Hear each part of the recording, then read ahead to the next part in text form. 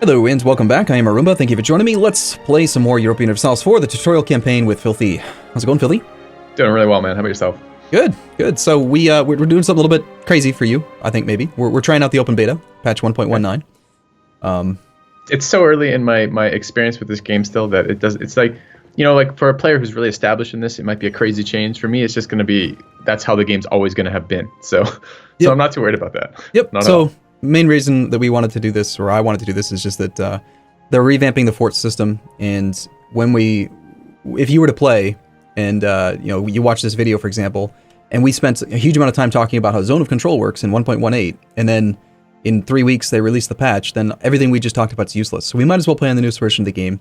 Besides, when I know there's a change, I don't really like playing on the old version, because it's like, why get any better or learn anything about the old version when you know it's going to change in the future? Yep. So anyway, just a couple notable changes. There's a huge patch notes list if you guys want to go check it out on the forums, but main ones are the forts, which we're going to talk about as soon as we actually fight someone who has a real fort. We will also take a look at this real quick. If you click on any province in our nation, or any nation now, you'll notice in the very bottom right hand corner of the province dialog that there is a trade good. Every province produces some sort of good. So in this case, I'm looking at Fife, and it produces fish. In 1.18, that just meant that it made fish, and it would, it had a value to it, and if you made the most fish of the world, you'd get a bonus. If you were trading in it, you'd get a bonus. But for the most part, it just was a factor that determined the price of the trade good. Now, you actually get a local bonus in every single province dependent upon the trade good itself. So in this case, fish gives us plus 25% sailors, which is completely useless. So that's great. Iron gives us local construction time minus 20%. Wool, local ship cost minus 10. So yeah, I mean, it's just interesting that they're actually giving bonuses. So for the local ship cost modifier, is that going to be a building cost modifier? Yes, and if it works like it used to... Is it going to auto-select the first unit you build then? If you because I remember we were building out of multiple ports simultaneously when we were recruiting units. Is it going to choose this port first when building ships because it's cheaper, or do we need to manually remember each bonus? I'm 90% sure that it's not going to pay attention to the build cost when it decides where to build. Most of the time, because up until this patch, there was no other way now to reduce local ship costs on a provincial level. It was all based on global modifiers. So it didn't matter. You just click the button and it would build at the most logical location, which is usually the closest one with the shortest build time. Now, and I actually don't really like this change, the fact that in the past there was a building that would actually reduce the cost of ships, and not having those buildings basically meant you were wasting tons of money because it was affecting not only the build cost but also the maintenance of those ships. And so it was like, okay, so I've got to build these buildings just to get the right price for my ships, and then you got to do exactly what you talked about, which is to manually build out of every province. And yet they have this system where you can not have to do that, but you can't really use it because it's not optimal. I don't really like the change going back to having these local modifiers to specific costs, but oh well. The one that I really like is like Naval Supplies. If you look over in Sligo, Yeah, I looked. Yeah. 0.5 extra naval force limit's huge. It's super good. Normally to get that, you'd need 5 more development. So anyway, I wonder if you could look at this too, like some of the other, it puts a little bit of another decision in on who you want to invade to some degree, because they're going to have these bonuses, right? Yep. Grain provinces are actually really bad for trade value, but now they're really good for land force limit, so that's nice. But what was the province again where we were getting the discount on ships? I seem to have lost. Oh, no. Wool. Okay, the wool. Wool gives us a discount on ship cost. Yeah, because wool is used in the building of hulls, right? Because they stitch it together with yarn, and they use the hair to make it stronger. It sounds like a really fucking pathetic theory here. I don't know. I couldn't think of any other reason. Sheep really keep the sailors entertained, and therefore people are more willing to sign on for a lower cost. I mean, like, no, that can't possibly be it. Anyway, we gotta unpause at some point in the near future. So 2 quick things is they added the ability to end rivalries as a peace deal, so you can now force a nation to stop being rivaled with somebody else, which is interesting. And you can now fabricate provinces from the province view. So instead of having to right-click on a nation and go to the diplomacy options and then go down to fabricate, you can just click on whatever province you want, and now there's a little button right where the make core button is on a province. Instead of clicking make core, there is now the ability to fabricate a claim. It's really convenient. Forgotten where make core was. So I've clicked on one of. Oh, we already have a claim now. Let's click on one I don't have. So I've clicked on one of the English provinces now. Where do I find the new button? It'd be slightly to the bottom left of their flag. Bottom left of their flag. Choose allied with. It's I have a grayed out. diplomacy option from there. No, it's grayed out because we don't actually have the Oh, there spy it is. network. Got it. Yep. Got it. Now, interestingly, the tooltip still talks about coring cost here, because normally that would be the core button. But hey, it's a beta, right? Yep. So anyway, so in the last episode we kind of got screwed because I specifically said we need to declare as soon as possible because the political environment or the whatever could change, and it did. So now we just have to roll with it. We have to adapt. And didn't you? I mean, you were telling me prior to this, one of the major changes, it got harder, right? The game got harder. Yes, okay. Yes. Well, and actually that's a big change that I've completely failed to mention is that in the 1.19 beta they actually did implement my smarter AI mod, which makes it so that the AI will make buildings in a logical way. So you're worried about winning now because of that? No, I just think it's better. It's just more fun because it's a lot harder now to just like very quickly outpace the AI when it comes to income relative to your size because they do the same thing now. They play more like a player would where they look at provinces and say, should I build a temple in this province with 10 base tax or in this province with 2 base tax? And they will almost always now pick the higher base tax province, which is what a player would do. You would never choose the worst province, right? So it was silly that they would sometimes. So let's talk about how we're going to kind of work around this. So Kildare has now decided to ally England, which they did because they were threatened by us because we fabricated a claim on them. They knew we were going to conquer them, so that changed their relationship status with England, and then England is more likely to want to ally them, and so that's what caused them to finally take that alliance. So we need to find a way to kind of get through that. I am thinking we're probably going to want to break our alliances with Thomond and Desmond. We had them earlier to just kind of protect against England. In the very beginning of the game, we were a little bit scared, just in case, even with France, because if England did declare on us, France would kick their butt on the mainland, but England would still kick our butt on the actual island. And we talked about how France's navy can't beat England's navy, so we kind of needed that extra military support. Now we have a little bit of a war chest though, and we've gained a couple provinces. We're up by 3 now from the start of the game, so we don't need both of those alliances. I think we should probably break one of them. Okay. So why don't we? So we can conquer both those things, or is that too much? What is that? I guess what is the downside of breaking an alliance? They're going to hate us, right? Because we dissolve the alliance. We're going to lose all the trust we've built up, which doesn't really make any difference. With them or with everybody? With just them, right? Yeah, so who cares? We're not actually doing anything dishonorable to everyone else. We're just kind of screwing them over because they were like, wait, I thought we were friends. But yeah, I think we should probably go for Cork if we're going to break one of them. Because why? Because I like the trade good better. It's copper. It's got more trade value in the node, and it's 10 base tax or 10 development province versus 8. So where do I see the development province portion of this? So you click on the province, and then at the top of the province dialog, you can see a series of numbers. There's 4, 4, 10, 4, 4, 2, 10, 58. Okay, got it. 10 is the development. Got it. So 4 is the base tax, which this is probably a good time to actually talk about how development works. Long time ago in a galaxy far, far away, the game started off with just base tax. That was it. And then at some point, there was a patch. I don't remember which one it was now, but they broke it apart into 3 subcomponents: base tax, base production, and base manpower. And so basically all the numbers got tripled, but now they're split up into these 3 different categories. So base tax directly affects direct tax income.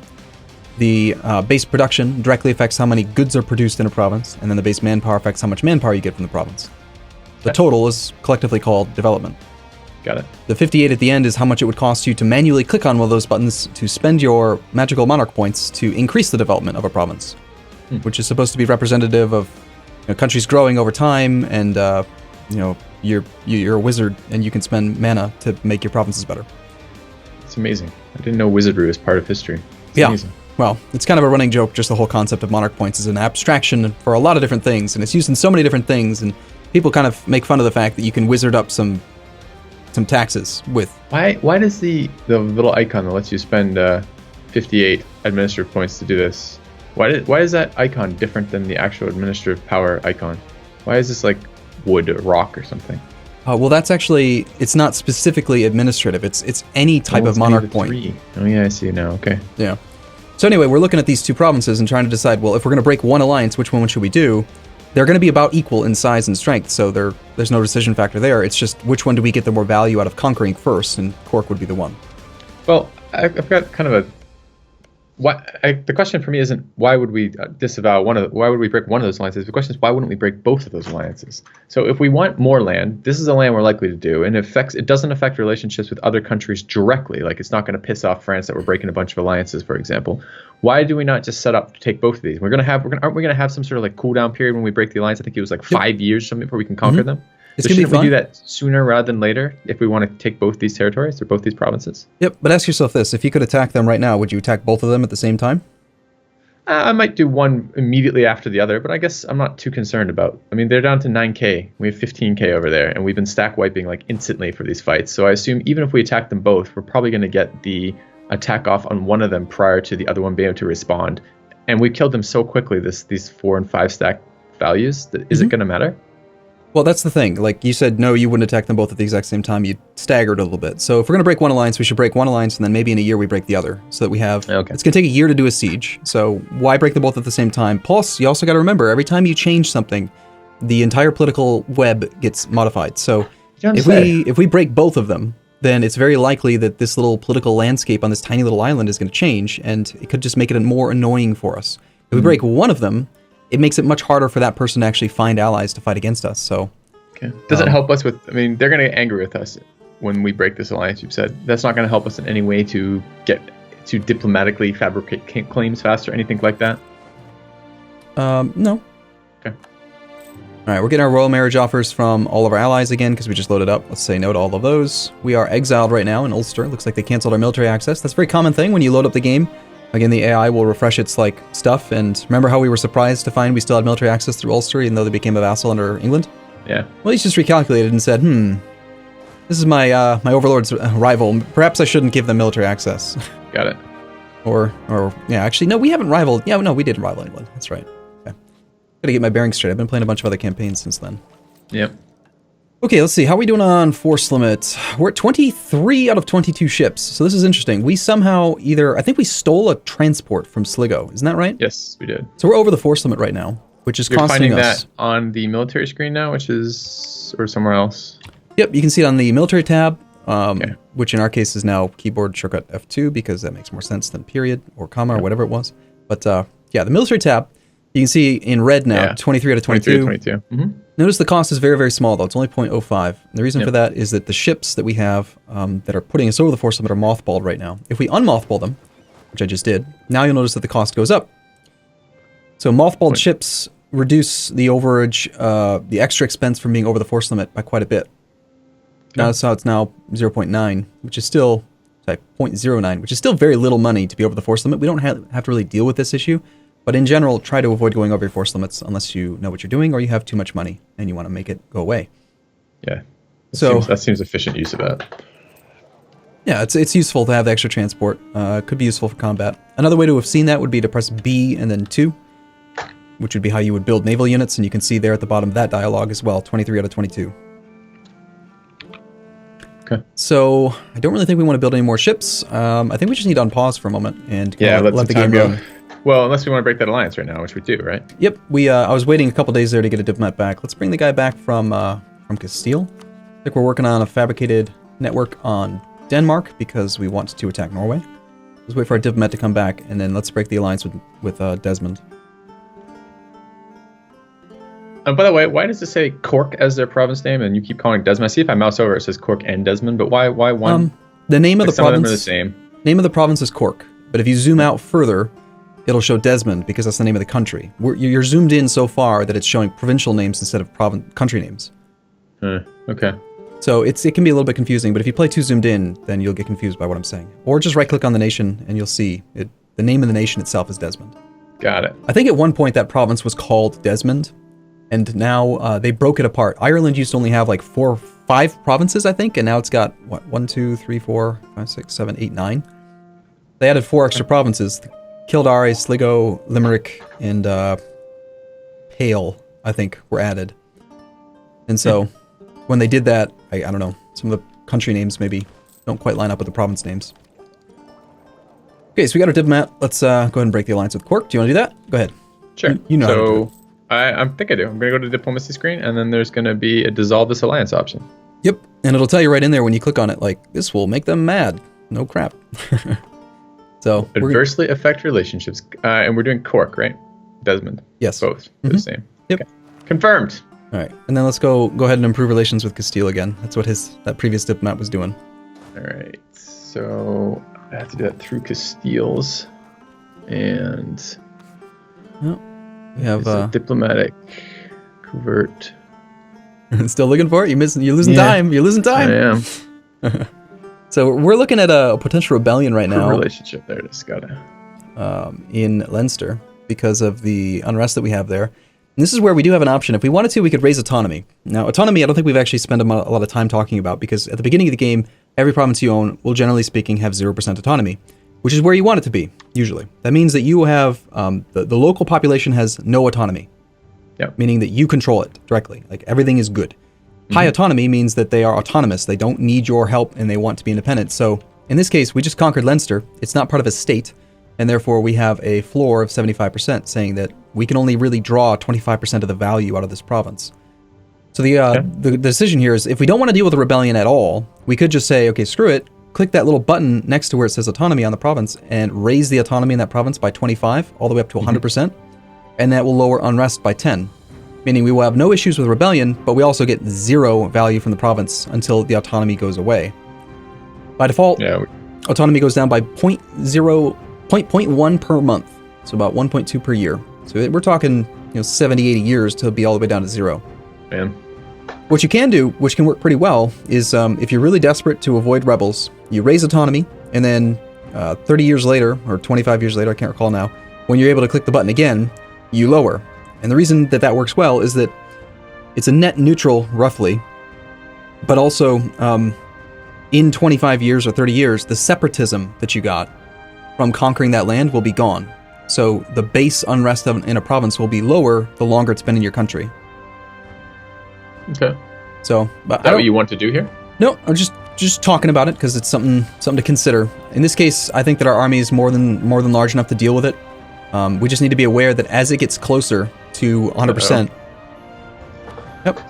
So it looks like England's fabricated a claim on our capital, Lothian. You can fabricate claims on capitals? That's hilarious. Okay. Yep. It used to be that you couldn't do that, but now you can, which is fine and good. So he's getting ready to conquer us, which is good, because that means we're gonna have a fun time here. Since we know that he just fabricated a claim, what we could do, this is actually a pretty good indicator that, hey, this guy's trying to conquer us. This would be the opportune time to use counter-espionage. If we conduct counter-espionage on him, it's going to reduce his ability to build up a spy network by 50%. So what we want to do, but by the way, if he does that help us anything though? Because I guess, okay, here's my question with that. So when you have the spy in there and he takes his time over time and he builds up enough to actually get enough to fabricate a claim, hasn't he already accomplished his goal? So why are we counter-spying now? Because we know he is trying to build it up. And by doing counter-espionage, we can make it take twice as long to earn the spy network strength. That pop-up wasn't telling us post-fact he's done it. It's telling us he's started doing it? Yeah, no, it is telling us post-fact he's already got it. But when the AI has done one, they're going to do more than one. Okay, that's the component that I wanted to hear. So yeah, he's not done. That's just how they behave. They're going to do more. Like take a look. Like press E. Okay. And then go click on France, for example. Okay. What left click on France, and you should be seeing the yellow dashed lines, right? Yeah. So he's got a claim on Nevers, which is directly to his east. He's also got a claim on Artois or Artois. And once he gets enough claims, that's going to be what makes him decide, okay, I'm ready to go and conquer these provinces. I want to take this land. He is going to build up usually somewhere between 3 and 5 claims before he wants to go to war. So he's not ready for war yet. He wants more. And so we can see on England that we only have 1 claim. But okay, so when we counter-spy, do we counter-spy for Scotland or do we counter-spy for each province? For against England, the tag in general. So counter-spies are against the nation, not in a province of your own. So unlike Civ, where you counter-spy in a specific city to defend it, we're actually counter-spying a nation. Yeah. So you see our diplomat that's currently spying on Denmark. He's earning 2.19 spy network strength a month. If Denmark were conducting counter-espionage on us right now, our value would get cut in half. Got it. So we're just going to do that to England. Got it. Yeah, it makes some sense. It's something that you don't really have to do, but and what it's doing is buying us time before we have to react. Yeah, it's giving us time to conquer more of Ireland, and then also to build up more of a spy network against England, so that we can potentially cause rebellions, so that we can cause him to get weak. And have guy doing that? Oh, you already pulled him back. Okay. Yep. We did stop spying on England a while back, though. We should probably consider doing that again. But I'd say at this point, if I had to choose between the two, I would build up the spy network on him first. This is an alliance offer from France. All right, so this is interesting and a little bit dangerous for us. If we take the alliance, we're much more likely to have a war happen sooner rather than later. But I'm okay with that because we also just got an alert at the top called "You can invest in new technology." So we're going to talk about technology in the next episode, and I think we'll probably end up accepting this alliance because specifically of this alert about technology. There's been far too much unpausing in this episode. Yeah, well, hey, it's the first episode back after not playing for a week. We're on a new beta, and you have seemingly forgot a few minor details about... Not true. Everything is permanently in my memory. We talked about spy network localization before, and yet we just did it again, so... Yeah. Anyway, we'll be back same time, same place tomorrow, where we will probably end up taking this alliance and going to war with England in the near future. So maybe. Very likely. Give it away. That's the whole point of spoilers. All right. See you again soon. See you guys soon.